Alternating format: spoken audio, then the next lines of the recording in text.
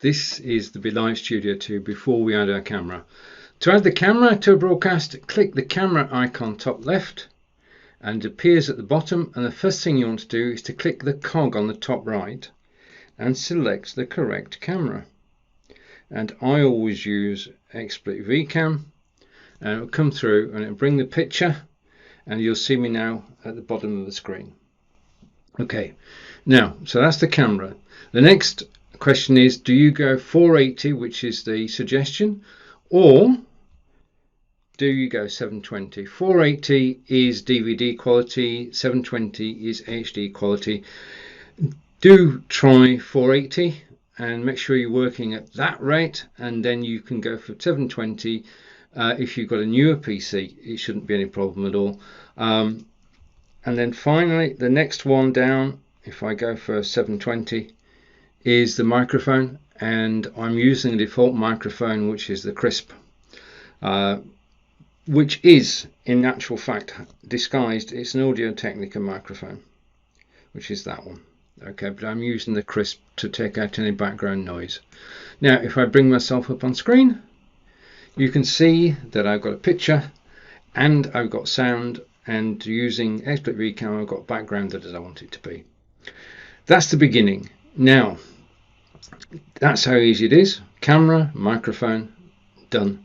And if we look again, you will see that if I click the cog, the microphone is actually registering. So you can see as I talk, the green bar is going across. So that means that you can be heard, and you should make sure that that is so. Okay, so make sure you look fine on screen, make sure you can be heard, and that's it. That's it done. Now you can start off broadcasting just doing that. That's fine, no problem with that at all. And that's the quickest way to actually add your camera and your microphone. So if you just wanted a short explanation, that's it. If you want a longer explanation, then please stay around and I'll go through the various options that there are.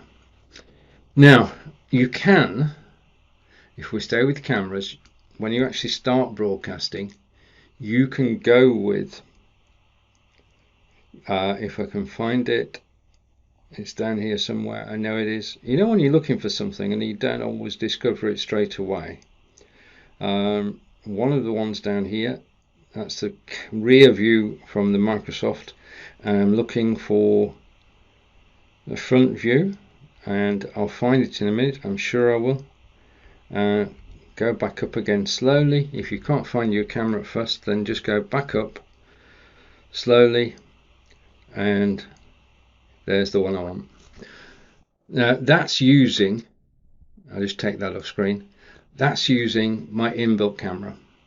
Now there's nothing wrong with using an inbuilt camera at all. When you start, you can be in your Windows machine or your Mac machine, an inbuilt camera will work. After you've been broadcasting for a while, you're going to want to improve the quality of the broadcasts that you're doing. So you'd move away from the built-in camera to an external camera, and that's what I've done. After 4 years of broadcasting, I've moved up through the ranks, as it were, and actually changed my camera as I've gone along. Now let's go back to the screen and switch back to my normal camera, which you'll get to know, and you'll see it in all the broadcasts we do, Xsplit Vcam. So first thing to note is you can change your camera during a broadcast. If you want to change the angle, or you want to switch from one camera to another, then you can quite simply switch whilst you're live. We've said that you start off with using an internal camera, and that is true, but then you want to move up. Now you can move up by getting a Logitech C920. Now the vast majority of live broadcasters use the Logitech C920. They then move up to Logitech C920, and you'll see a theme appearing here, and then the camera I'm using at the moment is the Logitech Brio, and that's the top of the, well, virtually the top of the Logitech range, and that is capable of 4K, although our broadcasts are not at the moment. Facebook will only let you broadcast at 720 and it will reduce it, so there is no reason at all to try and broadcast in anything higher than that resolution. But you may well have a DSLR camera. DSLRs are, well, they're top-end, high-end cameras which can give a good quality picture. If you want to connect your DSLR camera, then you need one of several things, but you can go with Elgato CamLink, and that will basically connect your camera via USB to your computer, be it Windows or Mac. That's the first way. The second way is there is a piece of software called SparkoCam. And SparkoCam works with certain DSLR cameras to bring them straight into the broadcast. That's another way to look. Do the trial run of SparkoCam and test it out. I'll be covering it during this course, but for the moment just remember the name. And my favorite is Xsplit Vcam, because I can use it to actually change my backgrounds whilst I'm live. And I've been doing this now for, well, I've been using Xsplit Vcam since January 2019, and it appears in all my broadcasts, 7 broadcasts a week. I'm on Windows 10. If you're on a Mac, then you can use Ecamm or SparkoCam. That name again, SparkoCam. And they will provide you with a green screen. Now down the road, it's on the roadmap that BeLive will have a green screen too. But for the moment, choices are Xsplit Vcam, Ecamm or SparkoCam. Choice is yours. As far as microphones are concerned, you've got an external camera will give you high definition in your internal camera. A lot better. As far as microphones are concerned, this is where the difference comes. If you've got an external camera and an internal microphone, you're going to get out of, well, not out of sync, but there will be a delay. If you're getting out of sync, then what you actually need is an external microphone, and this improves the quality of your live broadcasts. It improves the tone of your voice. Basically, it's the difference between people staying around and people leaving. If you have a broadcast and there's a problem with video, people will still listen to you. They're off surfing somewhere else. So if you have a good microphone, a good quality microphone, you have good sound, they will continue to listen to you whether they're watching you or not. So good quality microphone. Now you can go, as I did for 3 years, for a lapel microphone.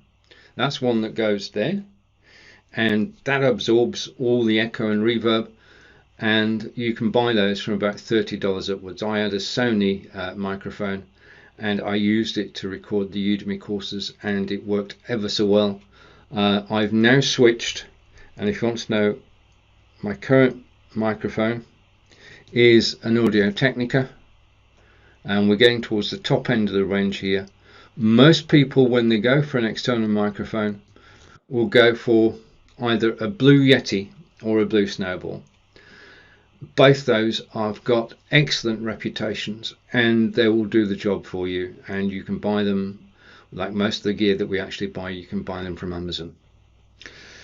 So I think when you've got your setup, when you've got your camera and microphone, please do, because BeLive allows you to, do a test recording and see how you look on cameras and see how you look best. Experiment.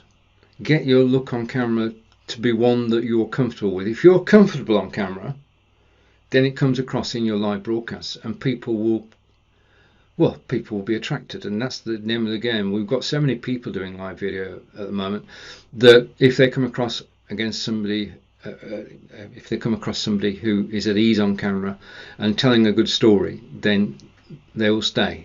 And that's the key to it, is to be yourself on camera and to be confident on camera, and that comes over time. It is true, the more broadcasts that you do, the more confident you'll become, and we'll cover confidence later in the course. But for the moment, looking good on camera, feeling relaxed on camera, comes with practice. Do as many test recordings as you need. Also, your next step is to go and practice in a group. Create a group with 2 people, yourself and a friend, and just practice and get them to critique how you look on camera. Now, one of the things that you probably noticed is that most of the time I'm looking directly at camera. Occasionally I will stop looking at the camera, and that means when you look at the camera, I know it sounds counterintuitive, but you're actually looking at your audience. So do practice looking directly into the camera. It's difficult when you're managing a show because you've got to take your eye and you've got to be able to, you've got the agenda, you've got the comments, you've got everything. But do, as far as possible, try and look at the camera. Position the camera so it's not out of your way, and you can just actually look at the camera naturally, and that comes with practice, as I say. So let's just go through this again from the top without the notes. Don't need the notes, they were just there to help. I'm just going to take that: practice in a group, practice with a friend, practice with several friends. Do it until you are totally comfortable on camera. It is practice, it's nothing else. So please do practice. Okay, so let's go back to the settings again.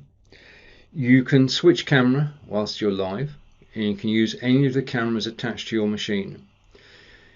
If you have a problem with your camera, then please do go to Facebook Live and see if Facebook Live can see your camera. If Facebook Live can see your camera, then BeLive will see it too. If Facebook Live cannot see your camera, then you need to be sure that your camera is actually showing on your machine, and take some local software and do a test recording on something like Camtasia and make sure Camtasia can see your camera. So if Camtasia can see the camera, Facebook Live should be able to see the camera, BeLive should be able to see the camera. Occasionally there will be a problem. 9 times out of 10, 99 out of 100, if you press refresh, your camera will appear on screen. Types of camera you can use are, I wish I could move that. The types of camera you can use: when you first start, internal camera, no problem at all, just while you're getting used to it. Then you're going to want to improve, and you're going to go to an external camera. Go to the Logitech C920, then the C922, and then the Brio. There is no rush. This is your own time scale. You're in control, but the better the camera, the better the quality of the picture.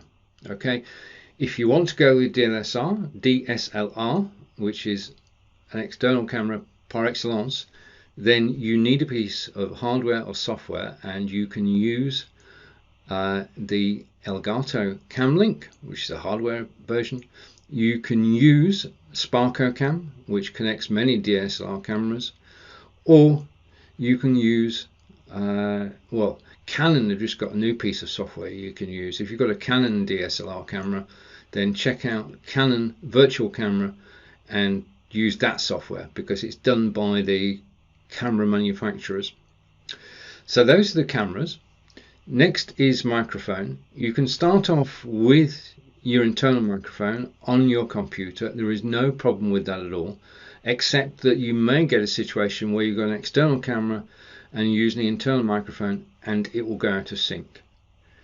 If it goes out of sync, you need a microphone, an external one. An external one is preferable to using an internal microphone. The quality is far superior, the bass is better, everything is about an external microphone is better than the inbuilt microphone, because the external microphone was built to be a microphone. Start with the Lapel microphone for about $30. That goes at your lapel, and basically it gives a very good sound, because as I say, I used it for 3.5 years. Then go for an external microphone, Blue Yeti or Blue Snowball or Audio Technica. You move up, and it is true, the more you pay, the generally speaking, the better. Check it out, ask friends what they're using, and ask in the BeLivers group, see what they're using too.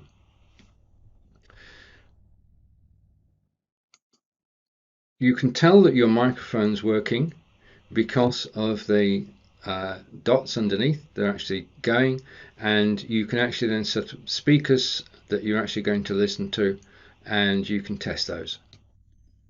Did you hear that? Shall we do it again? So I know that everything's working. I'm good to go. If I was going live solo, that's it. I've got everything in place to go live solo. So at the beginning we just did the quick overview. If you stayed this far, thank you. If you've got any questions at all about adding your camera to a live broadcast, then please do ask. This video is on YouTube. You can ask in the comments below. I'll answer. And thank you for watching. Enjoy live broadcasting. This has been Stephen Healey of Live Video Training. I look forward to seeing you again soon.